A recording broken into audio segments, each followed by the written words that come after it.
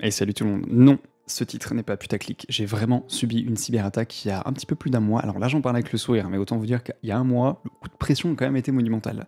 Donc je vais vous expliquer au travers de cette vidéo ce qui s'est passé, comment je m'en suis rendu compte, quel impact ça a eu sur moi, en fait, ma vie pro, perso, etc.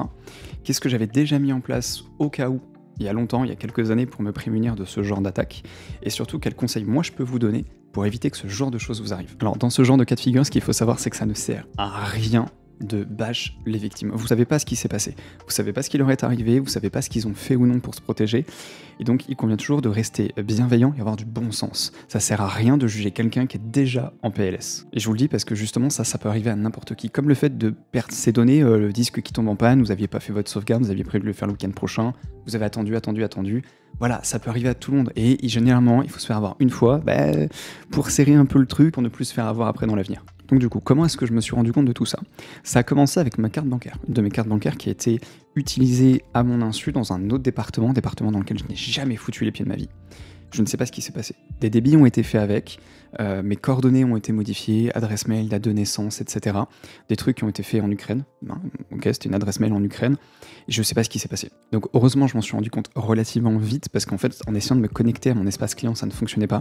Donc j'ai appelé l'organisme émetteur de la carte, on a vérifié les coordonnées, c'est eux qui m'ont dit du coup qu'il y avait eu un piratage de mes informations personnelles. Et bref, donc ça a été géré, mais déjà, gros coup de pression. Sauf que manque de bol, le lendemain, je vais me coucher, peinard, je me réveille, il était un petit peu avant 4h du matin, et machinalement, je regarde mon téléphone, je regarde mes notifs, et qu'est-ce que je vois? Je vois une notification YouTube. Tiens, tentative de connexion à votre compte. Bon, c'est bizarre, je fais défiler les notifs, et c'est là que le coup de pression est monté et que le sang, il a fait qu'un tour. Je vois 1, 2, 3, 4 tentatives de connexion, l'identification à deux facteurs a été retirée, votre mot de passe a été modifié, une nouvelle clé de chiffrement est activée sur votre compte. Autant vous dire que là, j'ai bondi du lit comme Jaja, je me suis précipité sur mon ordinateur, j'ai essayé de me connecter à ma chaîne YouTube, et là je vois que tout mon contenu, donc plus de 200 vidéos, tout mon contenu a disparu, tout simplement. Qu'est-ce qui s'est passé ensuite? J'ai remarqué que le nom de la chaîne avait été modifié, la photo de profil a été modifiée, et il n'y avait plus qu'une seule vidéo, et c'était un live de crypto-monnaie sur le Bitcoin. Donc autant vous dire que j'étais pas bien. J'ai essayé de me connecter à mon compte Google, ça ne marchait pas, sachant que mon compte Google ne sert que pour Google. C'est une adresse mail qui n'est jamais utilisée pour quoi que ce soit d'autre, même pour me connecter à des sites internet, je n'utilisais jamais ce compte-là. Le mot de passe de ce compte Google n'est utilisé que pour ce compte Google-là, ce n'est pas un mot de passe que je peux utiliser ailleurs, donc autant vous dire que sur le coup, je n'ai pas compris. Là où ça m'a mis un coup de pression supplémentaire, c'est qu'au-delà du fait que c'est une chaîne qui existe déjà depuis 10 ans et que ça fait 1 an que j'essaye de l'alimenter régulièrement avec du contenu de qualité, c'est que je venais d'avoir une sponsor avec une marque, avec Ainsabers, qui m'avait envoyé un produit un mois plus tôt, j'avais fait du contenu en vidéo, j'avais reçu de l'argent pour ça, etc. Enfin bref, tout était en règle, mais je venais de publier la vidéo. Et le lendemain, je me suis fait hack ma chaîne. Ce qui fait que ça n'a pas loupé, je vais me coucher, je me relève, et là je vois un mail de leur part. Expliquez-nous ce qui se passe, pourquoi est-ce qu'on vous a payé, puis le contenu a disparu. Donc autant vous dire que, c'est ça en plus que tu rajoutes à un état émotionnel plein de stress qui fait que j'étais vraiment pas bien. Donc heureusement, j'ai des gens parmi ma communauté sur YouTube, sur Discord qui s'en sont rendus compte, qui m'ont notifié, qui m'ont ping, qui m'ont envoyé des messages en me disant attention, ta chaîne, il y a un truc qui a disparu, etc. Et vraiment, je vous en remercie parce que j'aurais très bien pu ne pas avoir ces notifications-là. Donc vraiment, merci beaucoup. Donc ce qui s'est passé, et vraiment là, ça a été absolument formidable. Autant, moi le premier, je râle beaucoup sur YouTube, leur gestion des comptes utilisateurs, l'algorithme pour la recherche, etc. Autant là, ça a été nickel. Ce qui s'est passé, c'est que je suis allé sur conseil de gens de ma communauté, je suis allé sur Twitter, je me suis abonné au compte Twitter officiel de YouTube, je les ai ping parce qu'ils ont un compte spécial pour l'assistance justement. Donc je les ai ping, je leur ai expliqué voilà, ma situation, ils vous contactent, c'est eux qui vous contactent en message privé. Ils vous demandent de vérifier des choses, donc j'ai dû créer une autre adresse Gmail spécialement pour ça, parce que pour se connecter au formulaire d'assistance, il faut une adresse Gmail qui a été piratée.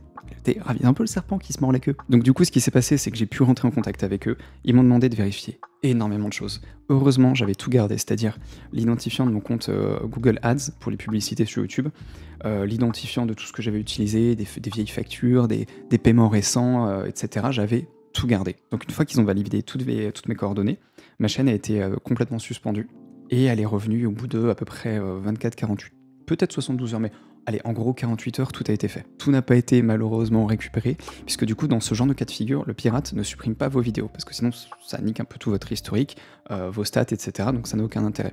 Il les passe tout en privé. Sauf que moi, sur les 220 vidéos, je crois qu'à peu près sur ma chaîne aujourd'hui, j'en avais plus. J'en ai 45 qui ont totalement disparu, et que malheureusement, je ne retrouverai pas. Bon, c'est pas grave, parce que c'était pas 45 vidéos qui étaient vraiment importantes pour moi, c'était des vieux trucs, hein. Je vous ai dit, ma chaîne existe depuis 10 ans. Mais si ça avait été les 45 dernières vidéos, alors là, je l'aurais eu mauvaise. Mais vraiment, j'insiste sur ce point, YouTube a été d'une réactivité incroyable pour m'aider à récupérer l'accès à mon compte et à resécuriser tout ça derrière. Alors vous me direz, mais qu'est-ce que t'as fait du coup pour provoquer ça? Alors à titre personnel, je n'ai rien fait. Personne ne provoque jamais le piratage de son compte. On peut des fois manquer un petit peu de bon sens en utilisant qu'une seule adresse mail et un seul mot de passe pour toute sa vie numérique. C'est pas mon cas. J'utilise même d'ailleurs une identification pour la connexion à deux facteurs. J'ai à peu près une vingtaine de sites qui sont enregistrés dessus. Ce qui fait qu'à partir du moment où je m'inscris à une plateforme, que ce soit pour du jeu en ligne, du Steam, Origin, Uplay, etc., des sites en ligne comme YouTube, Facebook, Instagram, j'ai systématiquement activé l'identification à deux facteurs quand le site me propose cette fonctionnalité-là. Et je vous rappelle, dans les notifs que j'ai reçus à 4h du mat, j'ai reçu une notif disant que ma clé d'identification à deux facteurs a été retirée et ensuite a été remplacée, vous savez, par les périphériques USB que vous branchez pour générer du deux facteurs local. Bah c'était ça.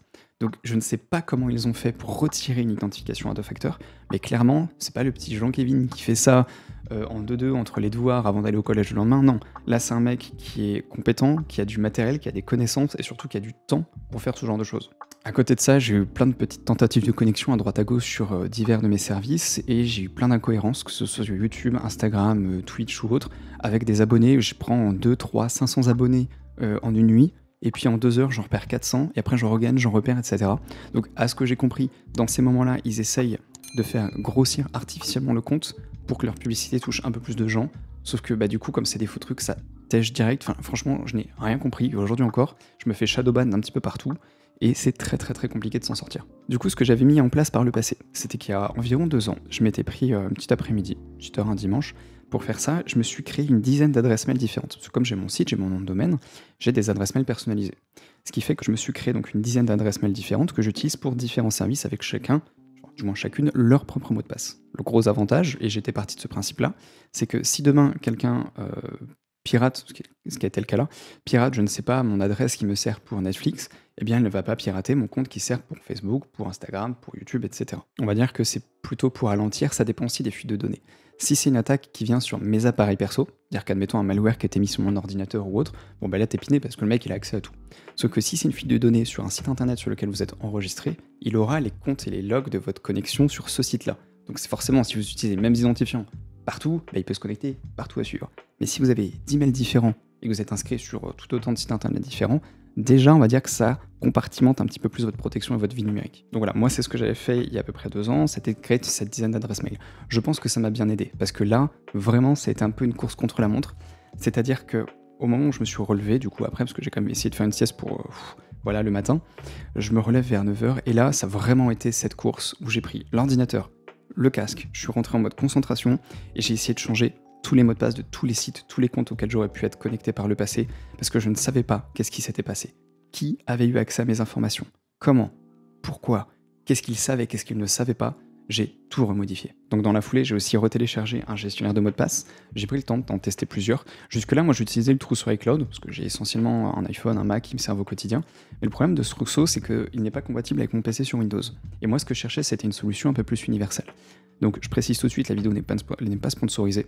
Les marques que je vais vous citer, ce sont des marques que j'ai testées, que je recommande ou non. Donc je n'ai rien à gagner à vous parler de cette marque-là. Donc je ne parlerai pas de NordVPN ou de quoi que ce soit, mais je vous parlais de gestionnaire de mots de passe, notamment Dashlane et 1Password. Alors j'ai d'abord testé Dashlane, parce que moi ce que je voulais, c'était un service de gestionnaire de mots de passe qui soit multiplateforme et qui ait une interface qui soit quand même plutôt cool. Et Dashlane était très bien. Il y a une application iOS, macOS, peut-être Android aussi, je n'en ai pas, je peux pas tester. Mais il n'y a pas d'application native pour Windows. Ce qui fait qu'il faut tout le temps ouvrir une page internet, se connecter, etc. Moi je voulais pas ça, je voulais une application physique, entre guillemets, native. Et c'est pour cette raison d'ailleurs que je me suis dirigé vers 1Password qui fonctionne ultra bien. Ce qui fait que donc j'ai installé 1Password sur mon ordi, et à chaque fois que je recrée un mot de passe ou que je rechangeais l'adresse mail d'un des sites sur lequel j'étais enregistré, eh bien je remettais tout dans 1Password. Alors, il faut juste savoir, avec ce genre de service de gestion de mots de passe, il n'y a rien qui leur est donné comme information. C'est-à-dire que tout est chiffré de bout en bout. Vous avez une clé de protection qui fait que si vous la perdez, mais même eux ne peuvent pas vous aider à retrouver votre compte utilisateur. Ils n'ont accès à aucune de vos données, aucun de vos mots de passe, aucune de vos adresses mail, aucune de vos notes, ils n'ont accès à rien du tout. Alors, voilà, je suis pas Jésus, je n'ai pas, ma parole n'est pas évangile, je peux pas vous dire que c'est le service le plus sécurisé du monde et que personne n'y aura jamais accès, mais de ce que j'ai compris, de ce que j'ai vu avant de m'enregistrer sur ce service, ça a quand même l'air plutôt carré. Donc par chance, je m'en suis rendu compte très vite. Ma vie numérique ayant été compartimentée, je pense que ça a quand même dû bien aider pour ralentir la progression du ou des pirates. Mais dans mon malheur, j'ai joué de chance, mais j'aurais pu jouer également de malchance avec une attaque qui se serait passée avant que je parte en week-end, avant que je parte en vacances, avant de partir au boulot, ce qui fait qu'en fait, je me serais rendu compte de rien et que j'aurais pu commencer à me défendre que peut-être un jour, 2 jours, quelques heures, une semaine après, et alors là, c'est certain, j'aurais absolument tout perdu. Alors, je vais tout de suite vous donner un exemple concret. Il n'y a pas besoin d'être un JDG, d'un Squeezie ou d'un grand YouTuber ou d'un grand streamer pour être atteint par ce genre d'attaque. Preuve en est, j'ai à peine 11 000 abonnés sur YouTube, même pas 1700 sur Instagram, je suis un petit. Pourtant, j'ai été attaqué. Je vous donne un exemple concret que j'ai vu, du coup, en me renseignant un petit peu sur ce qui m'était arrivé. Admettons, vous avez un compte YouTube, Facebook, Insta, etc. Vous avez votre petite vie tranquille, vous ne faites pas spécialement de la création de contenu, mais vous avez votre petite vie. Quelqu'un pirate votre accès à votre compte Instagram, Facebook ou Snapchat, par exemple. Cette personne accède à vos données, voit du coup les conversations que vous avez eues récemment. Et qu'est-ce qui se passe si cette personne envoie, elle s'en fiche, elle vous connaît pas, elle connaît pas vos contacts, elle connaît rien. Mais qu'est-ce qui se passe si cette personne envoie un message, admettons aux 10 dernières conversations que vous avez eues, avec une photo d'un appareil génital masculin par exemple, en disant ben voilà, je te kiffe trop, j'ai jamais voulu te l'avouer, etc. Voilà. Et elle envoie ce message au pif. Au pif, il peut y avoir qui? Des gens de votre école, des collègues, des voisins, des gens de votre famille. Eux, ils savent pas que c'est pas vous sur la photo. Eux, ils reçoivent juste un message de votre part, avec une photo en gros plan d'un appareil masculin, avec un message disant « je te kiffe, j'ai jamais osé te le dire avant, etc. » Vous n'avez plus accès à votre compte. Vous ne savez pas que quelqu'un a envoyé ça. Vous savez pas non plus à qui. Vous recevez juste des textos vous disant « tu m'expliques un peu ce que tu m'as envoyé là ?» Imaginez le coup de pression que ça peut vous mettre quand plein de personnes de votre entourage proche vous envoient ce genre de message et que vous n'avez plus accès à rien. Donc c'est pour ça, il n'y a pas besoin d'être un grand, de gagner de l'argent avec votre vie numérique, etc. Ce genre de conséquences, ça peut être dramatique pour plein de gens. Admettons aussi, vous êtes, je sais pas, vous êtes étudiant, vous êtes en recherche d'emploi, vous êtes machin, vous êtes en train de faire un truc important avec votre boîte mail, et quelqu'un supprime votre boîte mail, vous perdez tout. Moi en ce moment, je suis en train de faire construire une maison. Ça fait depuis 8 mois maintenant que je suis sur le projet, que toutes les semaines j'ai des échanges avec l'archi, le maître d'œuvre, les artisans, j'ai des rendez-vous dans tous les sens. Si demain ma boîte mail est supprimée et que j'ai plus accès à mon calendrier, mes machins, tous mes histoires, la galère. Et là je parle juste d'un mec perso, tout seul, qui fait construire une maison avec sa chérie, etc. Mais là ça peut avoir un impact énorme. Donc imaginez, pour tout le monde ça peut avoir un impact énorme. C'est pas juste les grands de YouTube. Donc à partir de là, comme je disais tout à l'heure, je modifiais les mots de passe à la volée en commençant par les sites les plus sensibles, les plus compliqués pour moi en termes de données personnelles, et j'enregistrais tout au fur et à mesure sur OnePassword.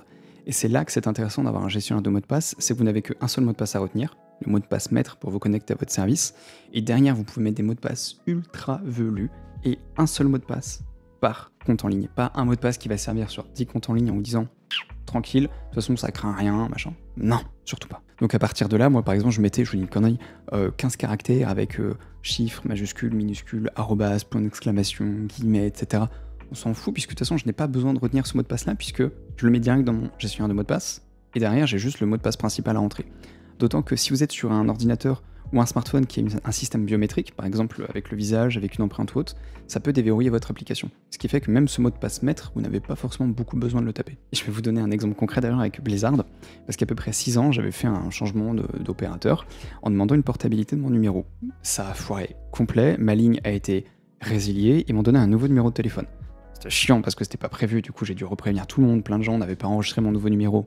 Bref, le truc c'est que ce numéro de téléphone servait en sécurité pour mon compte Blizzard. Donc quand j'ai voulu modifier mon mot de passe Blizzard, je ne pouvais pas. Parce qu'il envoyait un texto à un ancien numéro, et au bout de 6 ans, mon ancien numéro, je l'ai complètement oublié, je l'avais noté nulle part, du coup je n'y arrivais pas à avoir accès. Alors comment ça se passe? C'est pas grave, il y a un formulaire pour ça. Je pensais que c'était pas grave. Putain que c'est chiant. Il m'a envoyé, réactivement, hein, je crois dans les heures qui ont suivi, le jour qui a suivi, j'ai reçu un formulaire. Le plus long formulaire de votre vie. Comme ça. Que des questions ultra précises. Combien de personnages avez-vous? Sur quel royaume ils étaient enregistrés? Quel est le dernier booster sur Hearthstone que vous avez ouvert? Quel est le dernier raid que vous avez terminé? Qu'est-ce que vous avez fait dans le jeu? Je te jure, des questions, jamais de la vie je m'en rappelais. Alors heureusement, j'avais pris plein de captures d'écran, j'avais des vieilles vidéos de l'époque quand j'étais avec mes guildes, etc. Donc j'ai pu donner plein d'informations. J'ai même été jusqu'à envoyer les photos de moi où avec un pote, on avait été à l'espace technologie d'un Super U acheter World of Warcraft en version boîte. Il y avait les métadonnées, les dates, les heures, il y avait tout. C'est pour vous dire à quel point j'ai dû aller loin pour retirer le numéro de téléphone qui était mon ancien numéro pour mettre mon nouveau. Galère. Mais c'est ça que je vous recommande, créez-vous plusieurs adresses mail, pas toutes chez le même opérateur. Par exemple, faites-vous pas 5 adresses Gmail, 10 adresses Gmail, essayez de varier un petit peu. Ce que je peux vous recommander aussi, c'est de vous acheter un petit nom de domaine personnalisé. Déjà, c'est plutôt cool, c'est pas très cher à l'année, en moyenne 5 à 7 euros par an, etc. Mais ça peut vous donner un petit truc sympa. Moi, par exemple, j'ai un nom de domaine personnalisé parce que j'ai mon site photo à côté. Donc c'est nanana, mon prénom-monnom.fr. Mais vous pouvez très bien mettre, je sais pas, une adresse contact, @votrePseudo.fr. Et c'est votre site en ligne vous servira que pour votre boîte mail, c'est-à-dire qu'il n'y aura rien, vous n'avez pas d'hébergement de plein de données, pas de WordPress installé, pas de tout ça. Vous faites juste un compte, vous créez vos adresses mail perso, ça marchera très bien. Mais du coup, c'est ça que je vous recommande, de vous créer plusieurs adresses mail. Et c'est pas si compliqué que ça, en vrai, vous posez avec un ordinateur, un café, un chocolat, ce que vous voulez, pendant 1 heure ou 2 un dimanche, et vraiment, tout sera fini. Donc vous créez plusieurs adresses mail, des mots de passe différents chaque fois, vous mettez tout dans votre OnePassword ou dans un gestionnaire de mots de passe, et vous refaites le point de tous les sites importants sur lesquels vous êtes enregistré. Discord, Origin, Steam, Uplay, votre compte Microsoft, votre compte de votre hébergeur de téléphone, je sais pas, un Gmail, un Apple, etc. Vous changez absolument tout. C'est hyper important. Et une fois que vous aurez fait le point, déjà, ce sera un peu plus sécure. Et là, vous verrez que vous avez peut-être jamais changé vos données depuis 10 ans, ça se trouve. Bon, je pense qu'on va pouvoir s'arrêter là, du coup. Je vous ai déjà raconté pas mal de choses. N'hésitez pas, si vous avez des questions, il y a mon Discord qui vous est grand ouvert. Il y a l'espace commentaire également pour partager des expériences personnelles, pour poser des questions. Là aussi, je me ferai un plaisir de vous répondre. N'oubliez pas que ça concerne absolument tout le monde et que ça ne sert à rien de victimiser une victime. Quelqu'un qui vient de se faire pirater ses données est déjà dans un état émotionnel suffisamment fort. Ça sert à rien de donner un coup de bâton en disant bah, c'est bien fait, c'est ta faute. Ça peut arriver à tout le monde. Donc je vous remercie de m'avoir suivi jusqu'au bout et je vous dis à très bientôt sur YouTube, Discord ou d'ailleurs on a plein de vidéos qui sont prévues. Faut que je vois quand est-ce que je vais pouvoir les réaliser. J'ai pas le temps, faut que je dorme aussi. Mais sur ce, moi je vous dis à très bientôt. Allez, salut tout le monde.